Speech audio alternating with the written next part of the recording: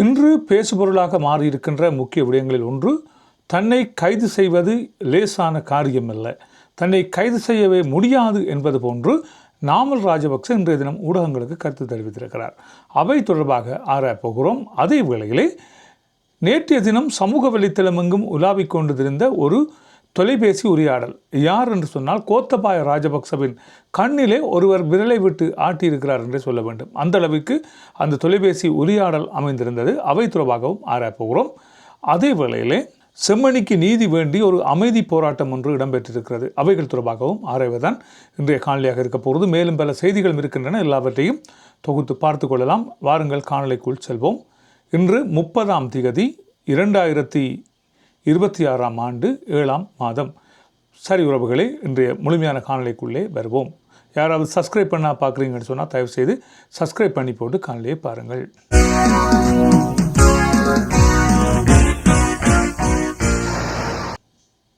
சரி, நிகழ்ச்சிக்குள் செல்வதற்கு முன்பதாக எனது அன்புக்கினிய நண்பர் சபேசன் காலமாகி இருக்கிறார் என்கின்ற செய்தியை உங்களோடு பகிர்ந்து கொள்கிறேன். அந்த காலங்கள் எங்களால் மறக்க முடியாத ஒரு காலமாக இருந்தது. நாங்கள் யாழ்ப்பாணத்தில் இருக்கின்ற பத்திரிகை ஒன்றிலே அலுவலக செய்தியாளர்களாக பணியாற்றிய ஒரு காலம் இருக்கிறது. நான் வேறு பத்திரிகை, சபேசன் வேறொரு பத்திரிகையாக இருந்தது. ஆனாலும் கூட செய்தி பரிமாற்றம் என்பது எங்களுக்குள்ளே இருந்து கொண்டிருந்தது. இவர் சேகரிக்கின்ற செய்திகளை நான் பெற்றுக்கொள்வதும், நான் சேகரிக்கின்ற செய்திகளை அவர்களோடு பகிர்ந்து கொள்வதுமாக எங்களது காலங்கள் இருந்தன. தொலைபேசி இல்லாத காலமாக அந்த காலம் இருந்தது.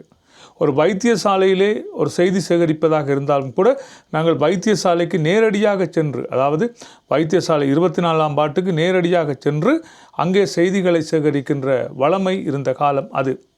துவிச்சக்கர வண்டியில் ஏறி சகல இடங்களும் சுற்றி வருவோம். சுற்றித்தான் அப்பொழுது செய்தி சேகரிப்போம். பத்திரிகை அவ்வளவு பெறுமதி மிக்கதாக இருந்த ஒரு காலம்.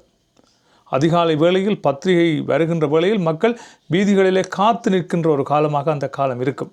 பத்திரிகை விற்பனையாகின்ற கடைகளுக்கு முன்பாகவும் பத்திரிகை விற்பனை செய்யப்படுகின்ற இடங்களுக்கு முன்பாகவும் மக்கள் காத்திருந்த ஒரு காலம். அந்த வேளையில் தான் நாங்கள் செய்தியாளர்களாக பணியாற்றி இருந்தோம் என்பது இன்று பெருமைப்படக்கூடிய ஒரு விடயமாக இருந்தாலும் கூட சபேசனோடான எங்களது தொடர்புகள் முற்றுமுழுதாக இல்லாமல் போயிருந்தன. காரணம், ஊடகவியலாளர்கள் தேடி தேடி வேட்டையாடப்பட்ட காலமாக அதன் பிற்பட்ட காலப்பகுதிகள் அமைந்திருந்தன.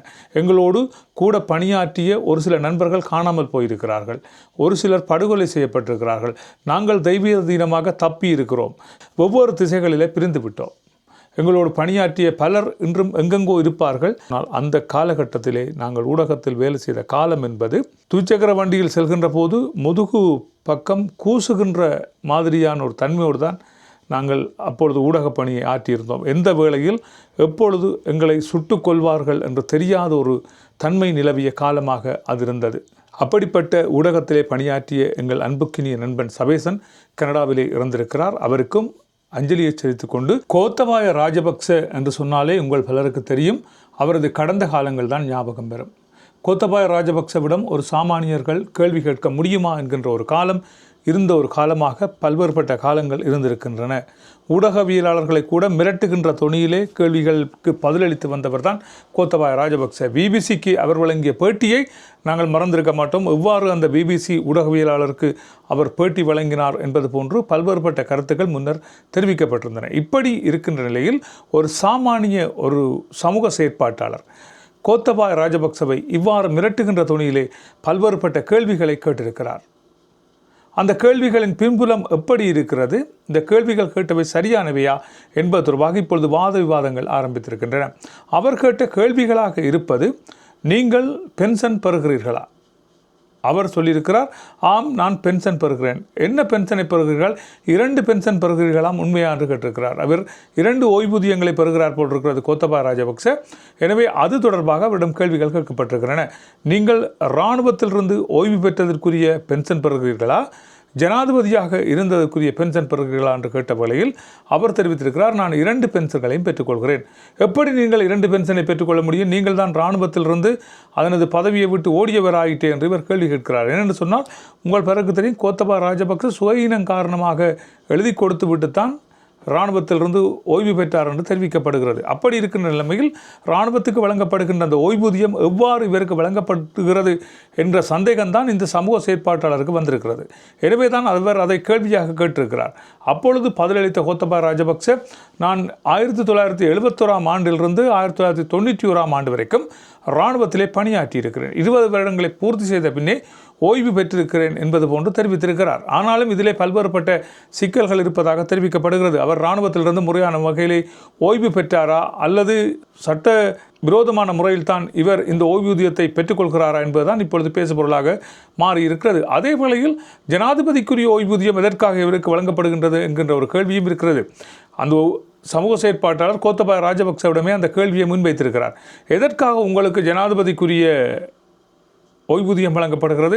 நீங்கள் நாட்டை வங்குரோத்து நிலைமைக்கு கொண்டு வந்த ஒரு ஜனாதிபதி ஆகிட்டே, நாட்டை ஆட்சி செய்ய முடியாமல் இடைநடுவில் விட்டு ஓடிய ஒரு நபராகிட்டே, உங்களுக்கு எவ்வாறு ஜனாதிபதிக்குரிய ஓய்வூதியம் வழங்கப்படுகிறது என்று கேட்ட வழியில் அவர் தெரிவித்திருக்கிறார், நான் நாட்டை வங்குரோத்து நிலைமைக்கு கொண்டு செல்லவில்லை, அறகலைய போராட்டத்தை நடத்திய நபர்கள் தான் நாட்டை வங்குரோத்து நிலைமைக்கு கொண்டு போயிருக்கிறார்கள், நீங்கள் இந்த கேள்வியை அவர்களிடம் தான் கேட்க வேண்டும் என்பது போன்று தெரிவித்திருக்கிறார். அது மாத்திரமல்லாமல் தான் அமைதியாக இருக்கிறேன், தன்னை தொந்தரவு செய்ய வேண்டாம், என் பாட்டில் என்னை விட்டுவிடுங்கள் என்பது போன்றும் தெரிவித்திருக்கிறார். நான் அரசியலில் இருந்து விலகிவிட்டேன், என்னை தொந்தரவு செய்ய வேண்டாம், நான் என்னை அமைதியாக இருக்க விடுங்கள் என்பது போன்று கோத்தபாய ராஜபக்ச கேட்டிருக்கிறார்.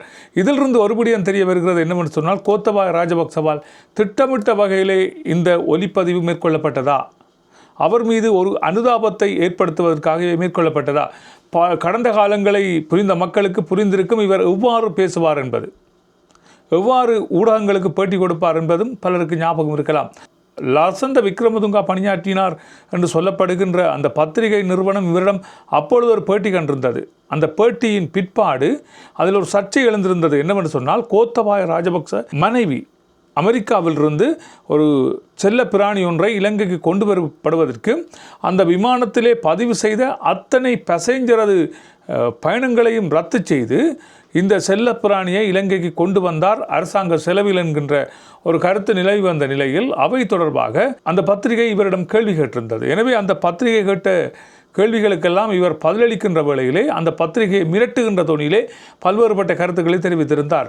மக்களை திரட்டி ஒன்று திணைத்து உன்னை இல்லாமல் செய்வேன் என்பது போன்று தெரிவித்திருக்கிறார். இவர்தான் லசந்த விக்ரமசிங்காவின் கொலையின் பிற்பாடு நியமிக்கப்பட்ட ஒரு பத்திரிகையாளராக இருக்கிறார். அந்த ஆசிரியர் தான் இவரிடம் கேள்வி கேட்டிருக்கிறார். அந்த வேளையில் அதுவும் ஒலிப்பதிவு செய்யப்பட்டிருந்தது. ஆனால் அவை யாவும் வெளியிடப்படவில்லை. அப்பொழுது ஒரு கோரமுகத்தை காட்டிய கோத்தபாய ராஜபக்ச இப்போது எதற்காக இவ்வாறு பேசுகிறார் என்கின்ற ஒரு தன்மையும் இப்பொழுது பரவலாக பேசப்பட்டு வருகிறது. இது திட்டமிட்ட வகையிலே இவர்களால் மேற்கொள்ளப்பட்ட ஒரு நாடகமா என்பது போன்றும் கேள்விகள் கேட்கப்படுகின்றன. என்னவென்று சொன்னால், சரிந்து போயிருக்கின்ற தங்களது அரசியல் நிலைமையை நிலைநிறுத்துவதற்கு இவ்வாறான ஒரு அனுதாப அலையை இவர்கள் ஏற்படுத்தக்கூடும் என்றும் தெரிவிக்கப்பட்டிருக்கிறது. எனவே இவற்றின் பின்னணி தொடர்பாக இப்பொழுது சிஐடி ஆராய்ச்சிகளை மேற்கொள்ளும் என்று தெரிவிக்கப்பட்டிருக்கிறது. சிஐடி என்ன ஆராய்ச்சி மேற்கொள்கிறது என்றால், யார் தொலைபேசி அழைப்பை மேற்கொண்டது, எதற்காக இந்த தொலைபேசி ஒலிப்பதிவு செய்யப்பட்டது என்பது அல்ல. மாறாக இவரது இராணுவ சேவையிலிருந்து இவர் உண்மையாக ஓய்வு பெற்றுத்தான் சென்றிருக்கிறாரா, அதாவது அல்லது இதிலும் ஏதும் முறைகேடு இடம்பெற்றிருப்பதா என்பது தொடர்பாக சிஐடி விசாரணைகளை மேற்கொள்ளும் என்று தெரிவித்திருக்கின்ற வேளையில் இந்த தொலைபேசி உரையாடல் துண்டிக்கப்பட்டிருக்கிறது. அதாவது எதிர்த்தரப்பிலே கேள்விகளை கேட்டார் என்று சொல்லப்படுகின்ற அந்த நபர் கேட்டிருக்கிறார், நீங்கள் ஜனாதிபதியாக இருந்து நீங்கள் எதை மக்களுக்கு செய்தீர்கள் என்பதை தெளிவுபடுத்துங்கள் என்று கேட்ட வேளையில் இவரது தொலைபேசி துண்டிக்கப்பட்டிருக்கிறது. எனவே திட்டமிட்ட வகையிலே இது மேற்கொள்ளப்பட்ட ஒன்றாக இருக்குமா என்பது தொடர்பாக சிஐடி தான் தகவலை தெரிவிக்க வேண்டும் என்பதாக இருக்கிறது. பார்ப்போம் என்ன இடம்பெறப் போகிறது என்பதை. சரி, இவை இப்படி இடம்பெற்றுக் கொண்டிருக்கின்ற காலகட்டத்திலே உங்களுக்கு தெரியும், இந்த ஹரக்கட்டா கைது செய்யப்பட்டு பயங்கரவாத தடை சட்டத்தின் கீழே அவர் கைது செய்யப்பட்டு விசாரணைக்கு உட்படுத்தப்பட்டு வந்தார் என்பது நாங்கள் எல்லோரும் அறிந்த ஒன்று. இப்படி இருக்கிற நிலைமையில் இன்றைய தினம் வெளியிடப்பட்டிருக்கின்ற ஒரு கருத்து, ஹரக்கட்டாவை இந்த பிடிஏ சட்டத்தின் கீழே வைத்து விசாரிக்க முடியாது என்பது போன்று நீதிமன்றம் ஒரு உத்தரவை பிறப்பித்திருக்கிறது. சர்வதேச, அதாவது சாதாரணமாக ஒரு நபரை விசாரிக்கின்ற விசாரிப்பின் கீழே இவரை விசாரிக்க முடியும் என்றும், இனிமேல் பயங்கரவாத தடை சட்டத்தில் இவரை விசாரிக்க முடியாது என்பது போன்றும் தெரிவிக்கப்பட்டிருக்கிறது. உங்கள் பலருக்கு தெரியும், 2023 ஆண்டு மடகஸ்காரிலிருந்து இவர் கைது செய்யப்பட்டு இங்கே அழைத்து வரப்பட்டதிலிருந்து இவர் மீது பயங்கரவாத தடை சட்டம் பாவிக்கப்பட்டு இவர் விசாரணைக்கு உட்படுத்தப்பட்டிருக்கிறார் என்பது நாங்கள் எல்லோரும் அறிந்த ஒன்று. மிக மிக பெரிய போதைப்பொருள் கும்பலோடு சம்பந்தப்பட்டிருக்கிறார் என்றும், போதைப்பொருள் கடத்தலில் ஈடுபட்டிருக்கிறார் என்றும், இலங்கையிலே பல்வேறுபட்ட போதைப் பொருட்களை விற்பனை செய்கிறார் என்பது தொடர்பாகவும் தான் இவர் மீது குற்றம் சுமத்தப்பட்டிருக்கிறது. இப்படி இருக்கின்ற நிலைமையில் இந்த ஹரக்கட்டா எதிர்வருகின்ற நாட்களில் அப்படியானால் விடுதலை செய்யப்படுவாரா என்கின்ற ஒரு கேள்வியும் இப்பொழுது எழுந்திருக்கிறது. பலரது இலக்காக இருக்கின்ற ஹரக்கட்டா விடுதலை செய்யப்பட்டால் அவர்களால் இவர் கொலை செய்யக்கூடிய ஒரு சாத்தியக்கூறும் இருப்பதாக தெரிவிக்கப்பட்டிருக்கிறது. இதே வேளையில் பயங்கரவாத தடை சட்டத்திலிருந்து ஹரக்கட்டா நிறுத்தப்பட்டிருக்கின்ற அதே வேளையிலே அவரது சட்டத்திறனிகள் என்ன செய்திருக்கிறார்கள் என்று சொன்னால் இவரை பிணையிலே விடுதலை செய்ய வேண்டும் என்பது தொடர்பாக இப்பொழுது கோரிக்கையை முன்வைத்திருக்கிறார்கள். எதிர்வருகின்ற 3ஆம் தேதி இவை தொடர்பாக முடிவு அறிவிக்கப்படும் என்பதாகவும் நீதிமன்றம் தெரிவித்திருக்கிறது. அப்படியானால் இலங்கையில் என்ன குற்றங்கள் செய்தாலும் அவர்கள் விடுதலை செய்யப்படுவார்களா என்கின்ற ஒரு கேள்வியும் இப்பொழுது மக்கள் மத்தியிலே உலா வருகிறது. 3ஆம் தேதி தான் இவர் தொடர்பான மிகுதி தகவல்களை நாங்கள் பார்த்துக் கொள்ளலாம். இவை இப்படி இடம்பெற்றுக் கொண்டிருக்கின்ற சமநேரத்திலே நேற்றைய தினம் ஒரு வழக்கு விசாரணைக்காக நாமல் ராஜபக்ச நீதிமன்றத்துக்கு வந்திருந்தார். அதன் பிற்பாடு வெளியே இருந்த ஊடகவியலாளர்கள் கேட்ட கேள்விகளுக்கு பதிலளிக்கின்ற வழியில் தான் அவர் ஒரு பதிலை அளித்திருக்கிறார். என்னவென்று சொன்னால், தங்களை சிறையில் அடைத்துவிட்டு இந்த அரசாங்கம் பல்லாண்டு காலம் ஆட்சிகளை தக்க வைத்துக் கொள்வதற்கு முயற்சிகளை மேற்கொண்டிருக்கிறது. அப்படியான ஒரு காரியம் நடைபெறாது என்பது போன்றும் ராஜபக்சர்களை இலகுவில் இவர்களால் சிறையடித்து விட முடியாது என்பது போன்றும் இவர் கருத்துக்களை தெரிவித்திருக்கிறார். தான் நீதிமன்றத்தை முற்றுமுழுதாக நம்புகிறேன் என்றும், ஆனால் போலீஸ் தரப்பை தான் நம்பவில்லை என்பது போன்றும் கருத்துக்களை தெரிவித்திருக்கிறார். அதே வேளையில் தான் இல்லாது போனாலும் தனது கட்சி தொடர்ந்து இயங்கும் என்றும் அதற்குரிய ஏற்பாடுகளை தாங்கள் செய்திருக்கிறோம் என்று தெரியப்படுத்துகிறது. ஏனென்று சொன்னால் பல்வேறுபட்ட வழக்கு விசாரணைகள் இவர்கள் பக்கம் இப்பொழுது திரும்பி இருக்கிறது. இவர் தந்தையாக இருக்கட்டும், சிறியந்தியாக இருக்கட்டும், சகோதரர்களாக இருக்கட்டும், தாயாக இருக்கட்டும், இவராக இருக்கட்டும், எல்லோரிடமும் இப்பொழுது பல்வேறுபட்ட வழக்குகள் திரும்பி இருக்கின்றன. எனவே இவற்றிலிருந்து தப்பித்துக் கொள்வது முடியாத ஒரு காரியமாக பார்க்கப்படுகிறது. எனவேதான் அவற்றிலிருந்து தாங்கள் தப்ப வேண்டுமாக இருந்தால் தங்கள் கட்சி தொடர்ந்து இயங்க வேண்டும். எனவே அதற்குரிய வேலைப்பாடுகளும் தங்களால் செய்யப்பட்டிருப்பதாக இவர் தெரிவித்திருந்தார். அண்மையிலே இவர் இந்தியா சென்று வந்த விடயம் தொடர்பாகவும் பல்வேறுபட்ட சர்ச்சைகள் எழுந்திருக்கின்றன. கிரீஸ் கட்டிடம் தொடர்பாக இந்தியாவில் இருந்துதான் இவருக்குரிய சாட்சிகள் வரப்போகின்றன. எனவே அந்த சாட்சிகளை சந்தித்து அதில் ஒரு திருப்புமுனையை ஏற்படுத்துவதற்கு இவர் இந்தியா சென்றிருக்கிறார் என்பது போன்றும் இப்பொழுது கருத்துக்கள் முன்வைக்கப்படுகின்றன. பார்ப்போம் இவை தொடர்பாக என்ன இடம்பெறப் போகிறது என்பதை நாங்கள் பார்த்துக் கொள்ளலாம். இதே வேளையில் வவுனியா புளியங்குளம் வலயக்கல்வி அலுவலகத்துக்கு அருகே அமைந்திருக்கின்ற உணவகத்தில் இடம்பெற்ற ஒரு சம்பவம் பெரும் பரபரப்பை ஏற்படுத்தியிருக்கிறது. கடந்த 29ஆம் தேதி ஒருவர் அந்த கடைக்கு வேலை கேட்டு வந்திருக்கிறார். தனது குடும்ப கஷ்டமாக இருக்கிறது, எனவே ஏதாவது வேலை இருந்தால் தாருங்கள் என மிக பணிவாக அந்த கடையின் உரிமையாளரிடம் கேட்டிருக்கிறார். எனவே அவர் மீது இரக்கம் கொண்ட கடை உரிமையாளர் அவர்களுக்கு ஒரு வேலை தருவதாக கூறி கடையில் வேலையும் கொடுத்து நீங்கள் இங்கே தங்கிக் கொள்ளலாம் என்று சொல்லி தங்குமிடத்தையும் கொடுத்து அவரை அங்கே தங்க வைத்திருக்கிறார்.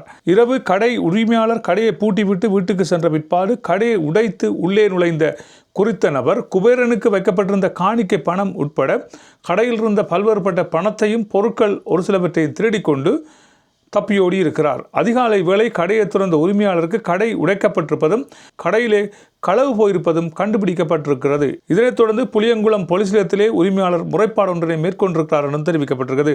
பாவத்துக்கு இறங்கி வேலை கொடுக்க போய் இப்பொழுது கடையிலே கைவரிசையை இந்த திருடன் காட்டியிருக்கிறார் என்பது போன்று பல்வேறுபட்ட தகவல்கள் தெரிவிக்கப்பட்டிருக்கின்றன. இதே வேளையில் யாழ் மறைமாவட்ட நீதி சமாதான ஆணைக்குழு ஒன்றிணைந்து செம்மணியில் இடம்பெற்று வருகின்ற இந்த மனித புதைகுழிகள் தொடர்பாக இடம்பெற்று வருகின்ற விடயங்கள் தொடர்பாக ஒரு அமைதி வழி போராட்டம் ஒன்றை நடத்தியிருக்கிறது. அதனது தலைவர் என்று சொல்லப்படுகின்ற அருட்தந்தை அந்தோணி பிள்ளை அகஸ்டின் தலைமையில் அரியாலையில் அமைந்திருக்கின்ற ஜூதா திருச்சுருபத்தின் முன்பாக ஆரம்பித்த அந்த பேரணி செம்மணி வரை மிக அமைதியாக இடம்பெற்றதாக சொல்லப்படுகிறது. பல்வேறுபட்ட தரப்பினர்களும் இந்த பேரணியிலே அமைதியாக கலந்து கொண்டிருக்கிறார்கள் என்றும், செம்மணியில் கொன்று புதைக்கப்பட்டிருக்கின்ற மக்களுக்கு ஒரு சரியான ஒரு தீர்வு கிடைக்கப்பட வேண்டும் என்றும் அவர்கள் வலியுறுத்தி இருக்கிறார்கள் என்றும், ஐநா செயலாளருக்கு ஒரு மகஜர் கையளிக்கப்பட இருக்கிறது என்றும் அவர்கள் தெரிவித்திருக்கிறார்கள்.